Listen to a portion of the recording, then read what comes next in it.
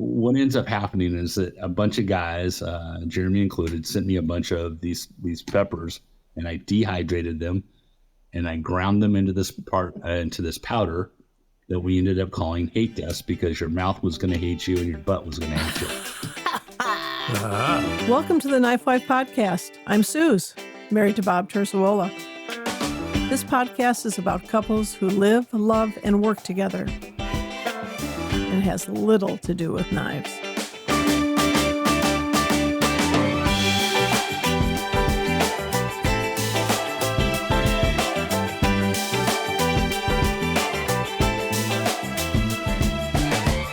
Hey everybody, here we are again. Welcome to the KnifeWife podcast. I'm here with my partner in crime, my other half, the better half. I wouldn't say that, but here I am. Hi, everybody. Bob Terzuola. Yep. And I'm Suz. And we just can't believe that people are actually listening to this podcast. I said to Bob, we got to watch what we say. People are listening. And we still do not have a TikTok dance. And the podcast is still about everything and nothing, except for it's couples who live, love, and work together. And in some capacity besides their marriage. And we answer questions nobody asks. What else? I don't use Wikipedia for this because I'm married to Wikipedia. Just the facts, right, Bob? That's me. Okay. So today we have a question from one of our listeners, and I do love those questions. Keep them coming. From Gary C. in Long Island, New York. And the question is, Bob, do you miss Guatemala? Yes, I do. There are things that I miss about Guatemala. One is the people. I love the people in Guatemala. They have a marvelous sense of humor, very stoic, but always smiling. And I really do appreciate that. The scenery in Guatemala was beautiful. They call it the land of eternal spring for a good reason. And I also like being called Don Roberto. I was Don Roberto all during my time down there. And no. Yeah, really, no. Oh, yeah. Hey, Bobby-san, come on. I could get things done. I had an auxiliary mayor card for a town I'd never been in, but it was basically a get-out-of-jail-free card. I could get people out of the army if I wanted to. I could get people out of jail, and I had no problem carrying my Browning high power any place I went. So there are some things that I do miss about Guatemala, yeah. And the coffee and the tortillas are something I really miss a lot. Oh, yeah. The coffee when we were there for Dan's wedding was just an experience. It was this coffee that I've never had. I've bought Guatemalan coffee many times here, but it was not like this. Ground with natural sugar and cocaine. What else? I know. It was wonderful. And then they bring you with your coffee this sugar that's yellow. It's not refined. And then they bring you cream that has actually cream on top, this thick stuff. Yeah. And so, you pour it in there, it's probably, 200 calories a cup, but it is the most delicious thing. And when they brought it to me every day, which is Bob sort of spoils me when we travel, and they bring me, coffee in bed. If I can't get coffee in bed, we're not staying there, wherever it is. And it was delicious, but I'm sure you miss it there. You were the Don Roberto, and I call you that still. All your cards, I didn't know they called him that there. I saw a little thing on his workbench. Someone wrote Don Roberto in this fancy script, and I thought, I just started calling him that because he's large and in charge.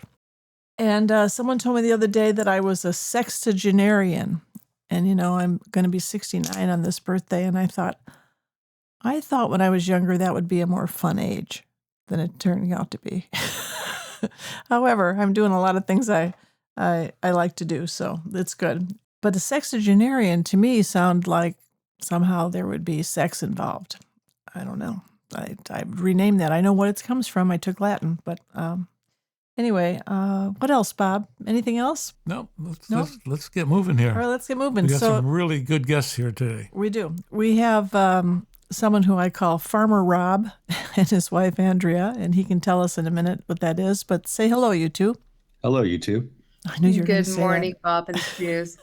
Good morning. Good morning.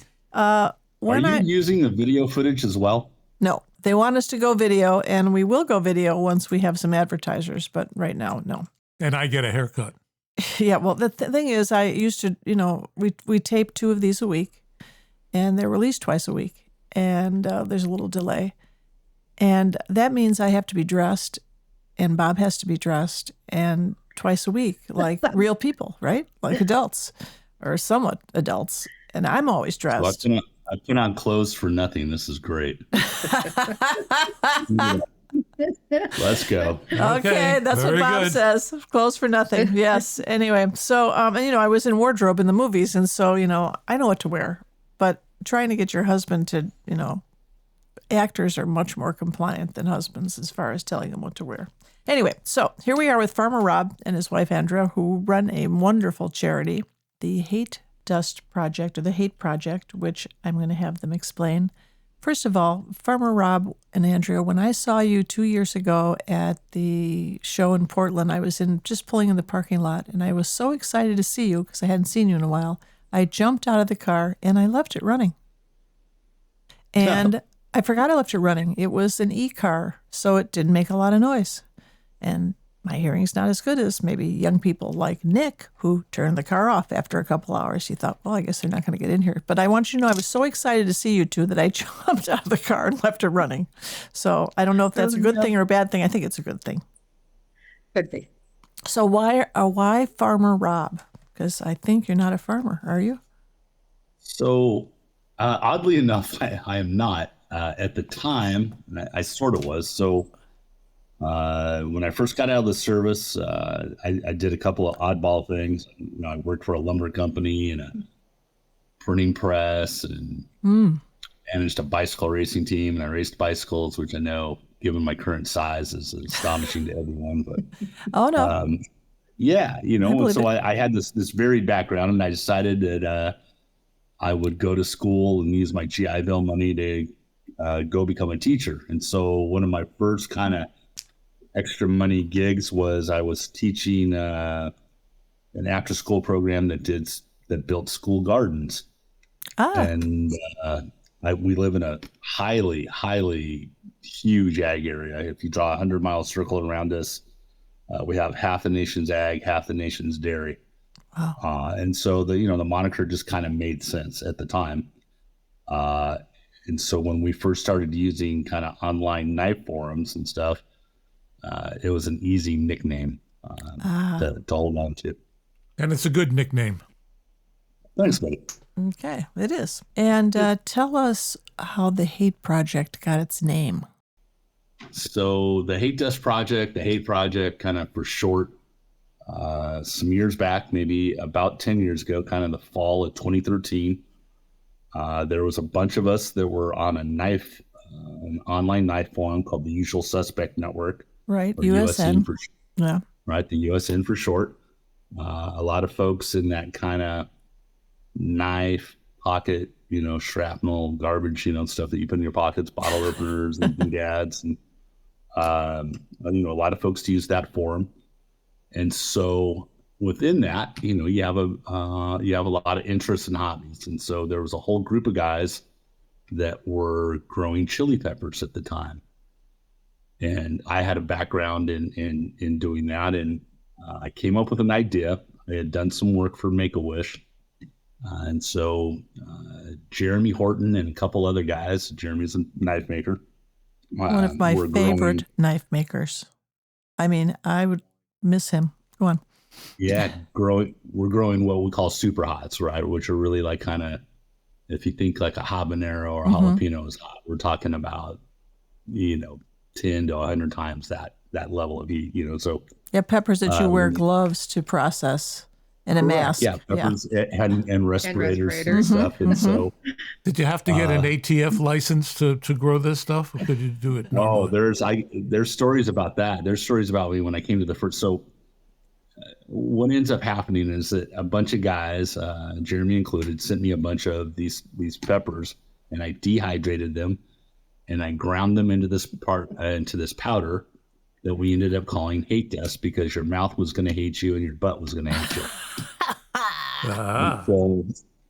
And so going into that first show, that USN, that Usual Suspect gathering show that was going to be held in Vegas, I'd mentioned to the folks putting it on that, I had this idea and that we were going to give the money to a charity, and that they started kind of asking questions about, well, how are you going to package it? And they were like afraid that, I was going to drop it and kind of nuke everybody. And so, Hate it when that happens. So that's kind of what we did is we went to that show, and through a turn of events, the focus turned from Make-A-Wish to there's another knife maker named Sean Kendrick. And Sean was getting ready to do kind of a fundraising piece for the Cystic Fibrosis Foundation because he had a niece that was kind of battling that.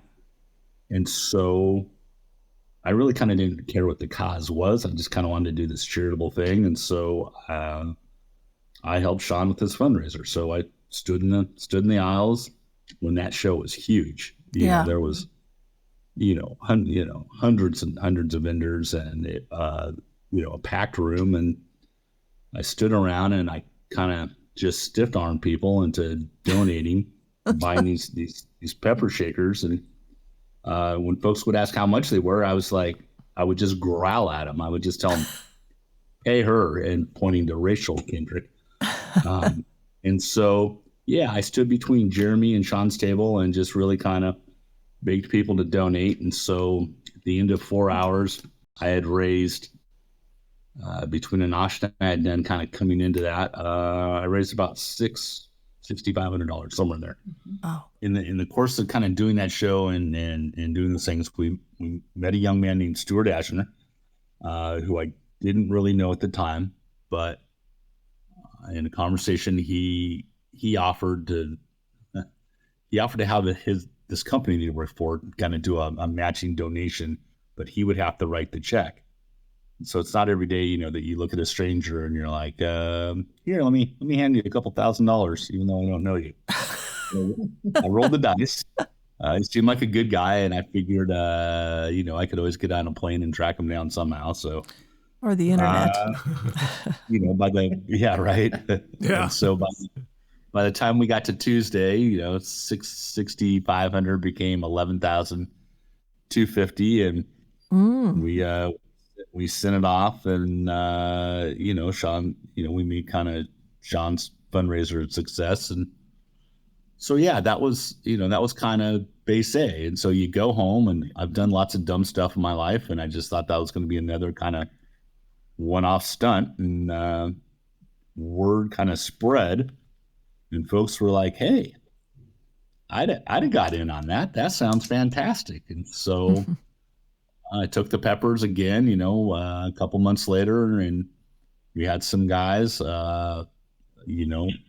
Jeremy was super kind to let me use his forum at that time because I didn't have one, and so we used that kind of online community, and we had an auction of doodads and pocket nonsense, and some guys donated some eyes, and I did a bunch of pepper shakers, and I think we did maybe 18,000, something like that the second time, and we ended up giving that to Make-A-Wish.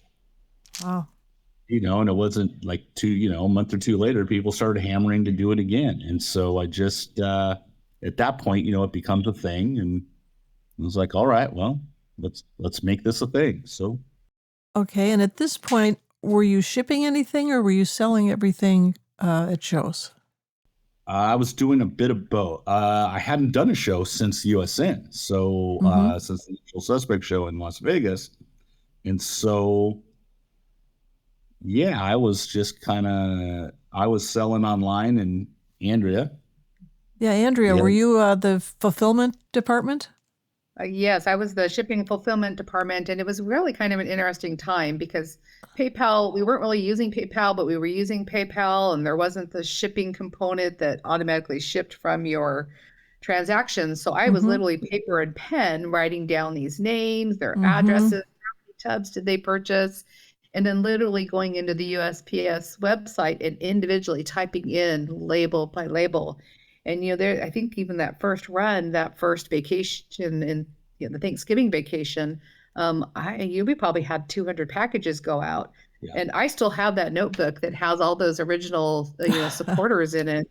So my plan at some point is to go back and kind of recognize that, that initial core group, of which quite a few are still around. But it was certainly an interesting time, painstaking time process at that point. So thank goodness for ShipStation, as much as we maybe complain about it now. But yeah, so I was spending my evenings and my lunch, my break from work, kind of working on shipping during that time frame. Yeah, I do shipping fulfillment. I'm the person. And I don't know. I grew up in a gift shop, and that was my job. And it seems to follow me everywhere. I have much more education than that job would probably need. But and we can't use PayPal because we are on their do not do business with list because we are naughty weapons makers. And so I just bought a new label printer because now we're starting to ship a lot more things. And hopefully I'll be able to, I'm working with our web guy to transfer the orders to labels. And I think my time is worth that. So, but anyway, it's a thankless job. And do you have to wear gloves and a mask to fulfill the orders? This is hot stuff, guys. I have had this. I gave it to people who I have seen their face after they sprinkled it. They were, I can take anything hot. And I have seen their face. And so. Yeah, I've tried it also, and it really is dynamite. The eyes never lie. Yeah. So I guess you mask yourself up and you wear respirators or do it in another room or a glove box. So how do you do that? Yeah, so when we make it, we absolutely do it outdoors with a respirator, the same respirators they use for grinding knives. And, but I only do it a couple times a year. Super hot's only come into season really kind of September into part of October, and then they're gone. Yeah, the end of the season, right? So when it sort of grew, I outgrew kind of wanting to dehydrate and kill myself. And up until very recently, I was a school principal. I had a full-time job. I know. So can I interrupt you and say that if you were my school principal, I would have misbehaved much, much more. Go ahead. Oh, they all said. And so, yeah, I think I had just switched from, I used to be the juvenile hall principal, and I had switched out to a little country school out in the middle of nowhere, and it was much less taxing on kind of me mentally. And so, I started doing this thing in my free time. And so when I made the decision to kind of start a forum on Facebook and turn it into, a real thing, because, I got taxed $15,000 on money I'd given away. Oh, yes. Mm-hmm. Yeah. I made a decision that, hey, it's either going to become a nonprofit or it was just, a dumb thing that I did last year. So, so tell us where the term hate comes from. Why did you choose that word? When you would hate yourself, and your mouth or your rear end would hate itself. In case you've forgotten why, I'll gladly send you some so that we can do when you go to video. Okay. That would be great. I tried the stuff once.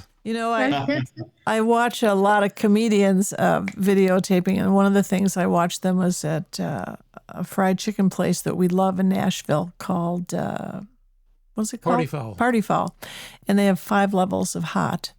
And it was really fun to watch these guys who thought they could handle anything. I thought, oh no, wait till you get to 4 and 5. You are going to be, and they started sweating profusely. And as you said, the eyes do not lie. Yeah. It said it all. Anyway, it's a really funny. It's with Dusty Slay and Aaron Weber, like the grill. I highly recommend it since you make hot things, you would probably get a kick out of watching this. Well, this stuff was so hot that when I tried it and I put it on, I think some chicken or something, and when I finished it and scraped the dish into the garbage pail, I put a hazmat sign on it for the garbage men when they came and picked it up, just so that they knew what they were dealing with. Oh, so I have to tell you a quick story. It's actually predates hate, but probably explains why we do peppers outside now. About 15 years prior to that, we were living in an apartment here in Merced right after Rob started teaching. And we got the bright ideas, hey, let's dehydrate some peppers. And we thought, okay, well, we'll get this dehydrator. We set it up on the dining room table in the little tiny apartment we were in. and hey, let's go to the movies and we'll let the peppers run while we're at the movies. Little did we know when we returned 2.5, 3 hours later, we literally had gassed ourselves out of our own apartment. We opened the door and it was horrible. Right. Wow. But we certainly learned a lesson that day. You do not dehydrate peppers inside. I learned that same lesson when I had the farm. I had a dehydrator and it had an exhaust on it, and it never occurred to me of the same thing would happen that happened to you. And I learned very, very quickly. Well, at least you knew there were not going to be any bears in your apartment when you came back from the movies. That's true. This is true. No intruders at all. So one other thing, I remember I was at one of those USN shows, the Usual Suspect Network, and Rob came up to me at the table, and he handed me a couple of these little, what would you call it, tchotchkes? Openers. There were openers. Openers in the shape of a very cute, rotund pig that had been, I guess, water jet or laser cut, probably from, I don't remember the first ones, maybe titanium, Rob, or brass. Yeah, they were titanium. Titanium. They're about maybe 1/4 inch thick. They were absolutely adorable. And he said, would you mind signing some of these? Because there are people who would like to have your signature on one of our pigs. Mm-hmm. And I had never seen these before. So where did the pig come from, and how is that doing? Are you still making those? Yeah, they So that's really kind of more or less where we evolved. I had really kind of quit growing peppers at friends' places and buying them and dehydrating them. I'd started buying kind of commercially ground peppers and stuff, but I needed another device because I didn't have material available all year round. And I had seen, knife makers like yourselves making bottle openers out of scraps. And so me and Kevin King, who's a leather maker, who was one of those kind of knife form guys, Kevin and I had a real good relationship. And he would always ask me kind of like, how does this look? Kind of design questions, and I have a pretty strong art background. You do. You're a printmaker.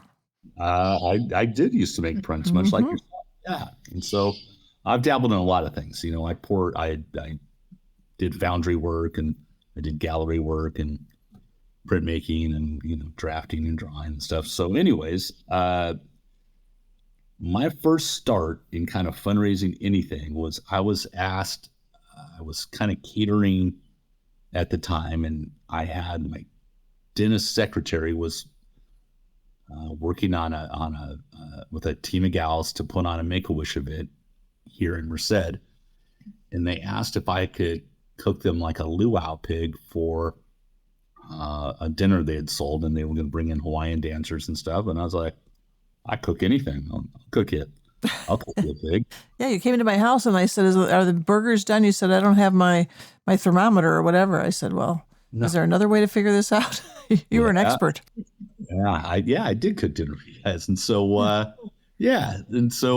literally, over the course of time, I've done a lot of oddball stuff. And so I had done like the World Series of Barbecue and the KCBS, which is like kind of the people that run that, those competitions and stuff. We had done like a media tour event for them at the American Royal, and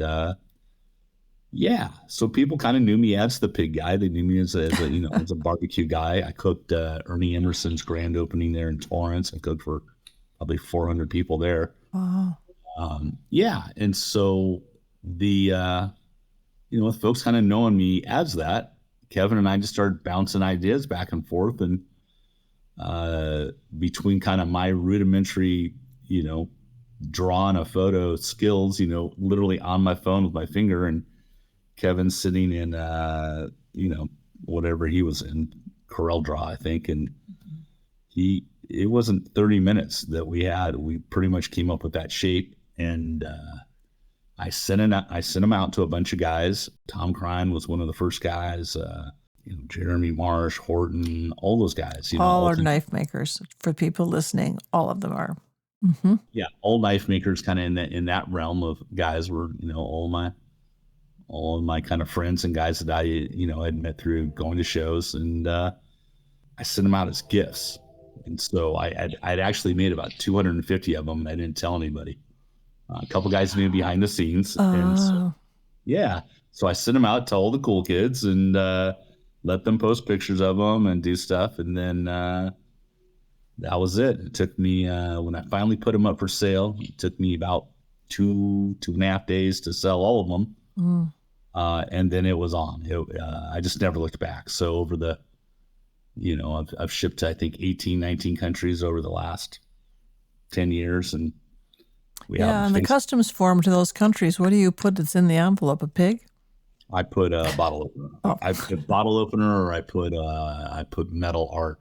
Okay. And so, we've established a Facebook forum. And so I kind of grew along with the growth of Facebook, and we have a forum now that's got about just north of 11,000 members. And they're not, and the majority of them, we were talking kind of earlier before we came on air, that the majority of them are regular folks. They're not, knife folks. They're not weapon folks. They're not this or that. We have just regular old folks that have stumbled across kind of different things that we've donated to over the years. And Cool. And I always ask couples, because, I believe in our stories, about something that happens when you work together or you're at a show together. And Andrea said, ask me about the edibles at USN. Well, that would be Rob. Okay.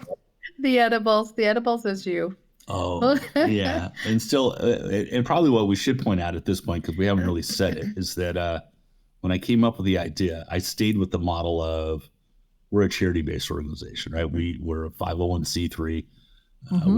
We take the profits and give it away. And so our 10-year average is about 200, and I think right now about 245.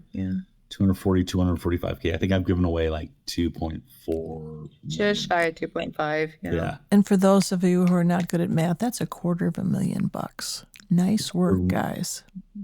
That's $250,000 every year for 10 years. Yes. That's a lot of dough. Yeah. And so there's a lot of sacrifice in that, and there's a lot of non-rewarding experiences. But case in point about working together, Andrea's a saint. I go to shows, I'm a wreck. I've recently retired, but before, when I was working full time, I had a 60-hour a week job, and then I had this $250,000 a year side business that there was no guarantee I was going to sell. I was giving away, kind of time and labor and destroying my house and my life. I'd get stressed out looking at, $10,000 of material sitting on the table and hoping somebody was going to show up to buy it. And so, Andrea, our relationship at shows is really me getting out of Andrea's way so that we can make some money, because really without her, I'd be sort of lost at shows. On multiple occasions, I've had to tell him to just leave the table, please, so that I can get business done. Yeah. So in doing that, there was one evening. Funny you should mention that. Funny you should mention that at a Vegas show where I was all wound up, but we had a spectacular Saturday. We've had amazing support at that show.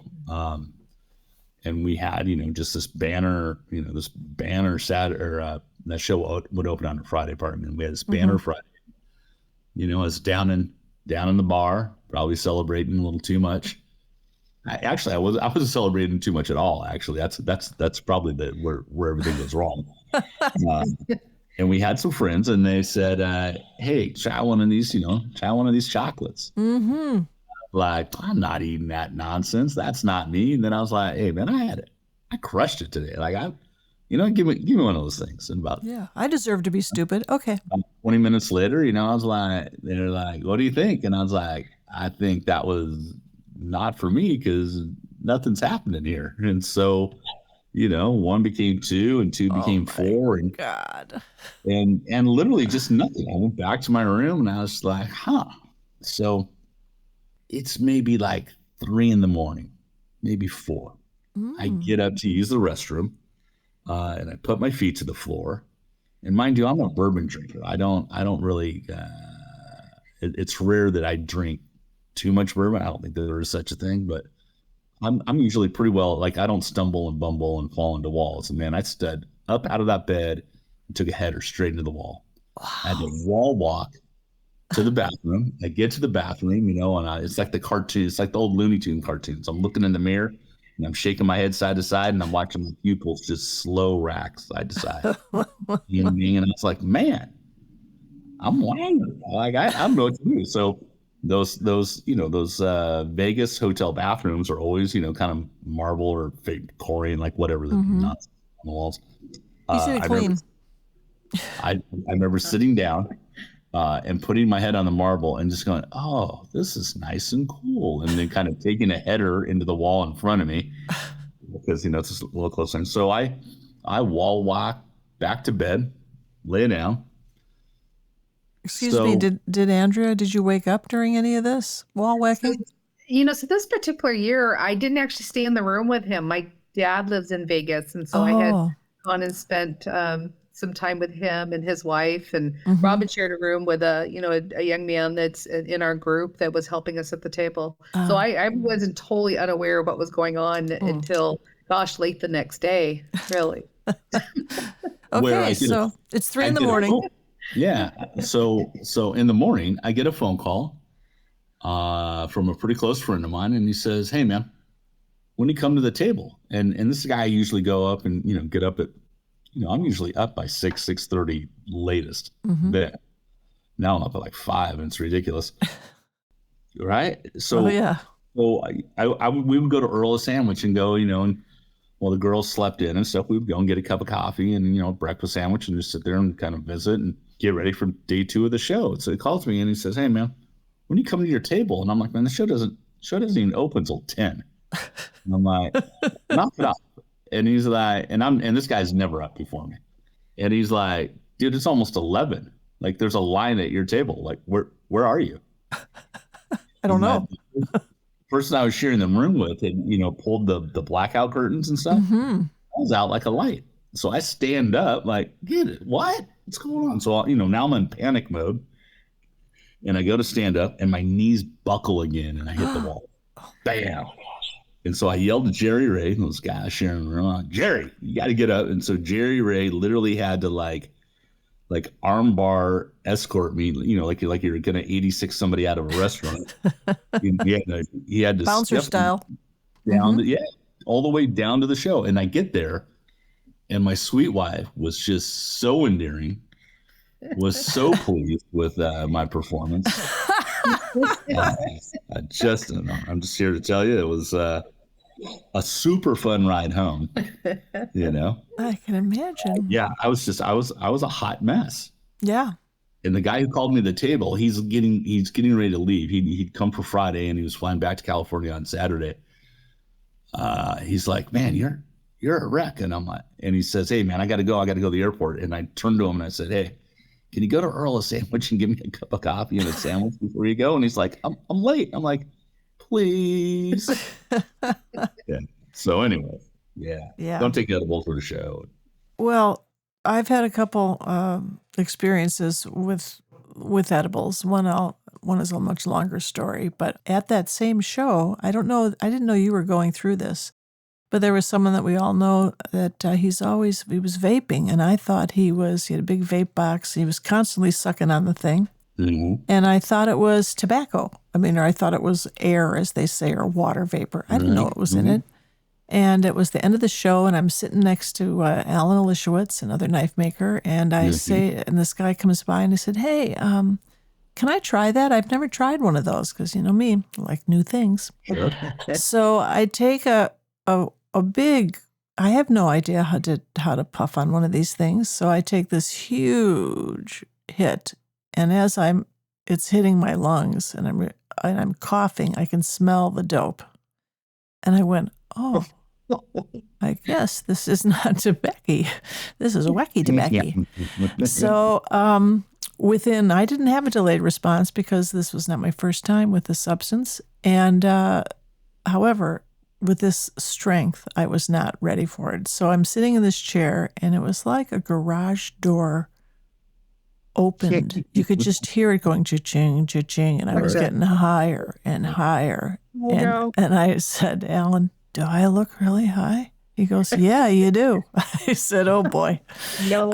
I couldn't get out of my chair. If I had done, I would have done what you did, Rob. I would have absolutely face planted on the floor. And I do that sober, so I don't need any help.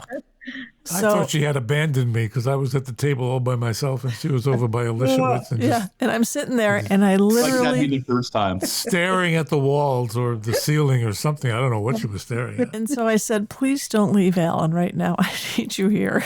And he's an ex-Marine. He can handle a high woman.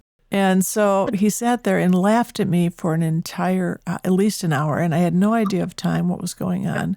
And there were all these people and they're packing up their tables. And I'm thinking, where's that guy that gave this to me? He should have warned me. I want to talk to him. And so I had no idea. So anyway, so about, I don't know, an hour and a half went by and Bob came over and he said, what's the matter with you? And I said, well, I'm a little stoned. A lot of stoned. And Alan is laughing his ass off because he just thought it was the funniest thing. I was like the entertainment.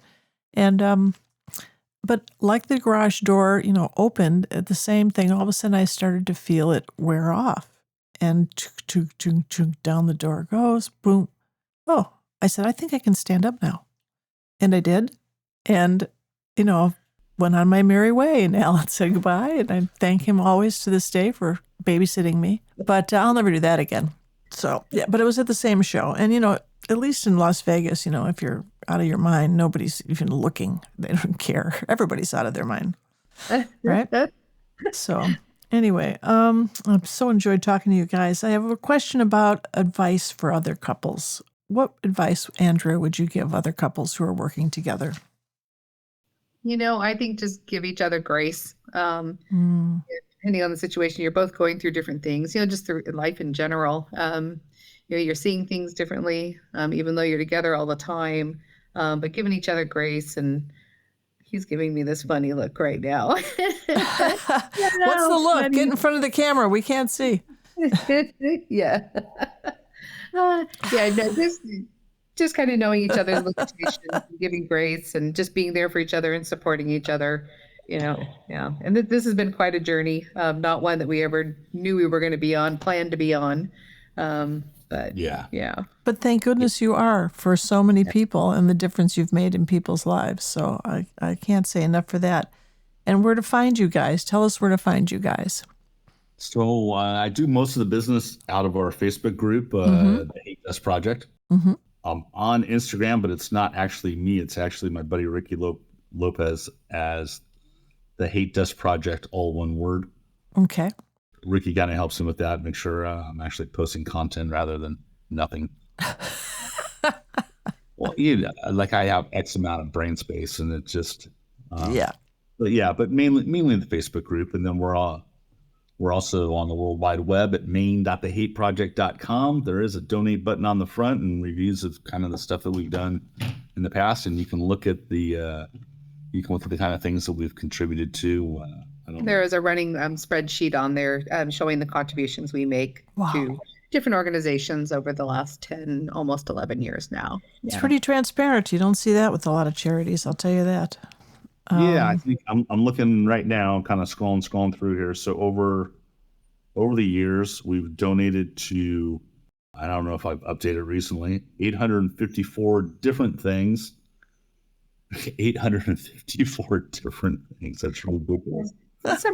Some repeats in there, there's some a lot of the charities are tons of repeats. Near and dear to us, but yes. Yeah. But last time I did the math, I was at $2,462,652 given away. Wow. Because I have the world's worst business plan. Well, sometimes the worst is the best. Don Roberto. Yes, sir. 80. I'm trying to remember when I first met you, and I want to say 1902. Maybe. There used to be like an LA County knife show, maybe like 88, 89, maybe 90. I think I'm still in the service. Yeah. Is that the show you went to where you stayed with the drug dealer, Freddie? No, that was another show. All right. But reading those notes, I don't think it was Pomona. It was something else. It wasn't Pomona. It was Was it Dan's show or no? I think it was the City of Industry. Ooh. Yeah, there we go. Yeah, they had the Yes. California, what did they call it? Knife Collectors Association or something like Right. that. I got several awards from that show. I just remember coming up to you and looking at the knife, and and that's I probably made $900 a month or something back then, and knife was probably $275 or something, and I was like, that's a lot of money, mister. Yeah. But it's real nice. And then you ended up selling knives to a buddy of mine named Bruce Mosqueda that we both know and sort Bruce. of Yeah. Big Yeah. Bruce, DEA Bruce, right? And so, Yep. anyways, yeah. And so back from those days, but yeah, Bruce has an interesting story that someday I'll tell it, but it's in my book. Is it in your book? It's in the book. I had him. Oh, The that's latest awesome. version. Yeah, the latest Yeah, version. yeah. I had Yeah. to edit it just a little bit, not very much, but I did put it in the book. For folks listening, it's a great story of how not to get warranty work. All right, you guys. I wish this would go on forever, but we're out of time. Thank you so much for joining us. It's been a real pleasure, and I can't wait. I don't know when I'll see you. Will you be at the California Custom Show, or will you be? Well, so the California Custom Show I was slated to do, but they keep moving the date of that show around, and so it's the same day as we support an outdoor kind of science camp. And so, they named a building after us a couple years ago, and I guess I you got to feel go sort of there. obligated. You feel obligated to go to their fundraiser. Really good. It's the same day, and so I probably will not. So probably my next in-person show will probably be the Kentucky Custom Knife Show there in Lexington there the first weekend in December, and then years ago, I used to do a big annual sale, we used to call it the livestock sale, where I would do a big kind of feature with some customs, which maybe I can talk Bob into adorning a pig for me. Oh, he would love that. Yeah. Yeah. Best answer ever, Suz. Tell him he's going to love it. Okay. We'll be thinking of you at the California Custom Knife Show. Sorry you can't make it. All right. Absolutely. you. But I'm still willing to come down and cook you guys dinner in the new house. So I haven't Oh, done that please come anytime. We have a very modest spare bedroom and bathroom, but it fits Nice. lots of people. I'm threatening to get rid of the bed in there so that tall people, it has a footboard, and people complain that they have nowhere to put their feet. So I think I better get on that. I'll just throw a pillow on the floor and be happy. Okay. All right, guys. Thanks so much. Lots of Thank love to you. Thanks for being here. Thanks for listening. If you like what you're hearing, please share this with a friend and subscribe where you listen to podcasts. Please support our efforts through Patreon at TheKnifeWife. And for all Terzuola goodness, go to terzuola.net. And remember, if you're not laughing, you're not living.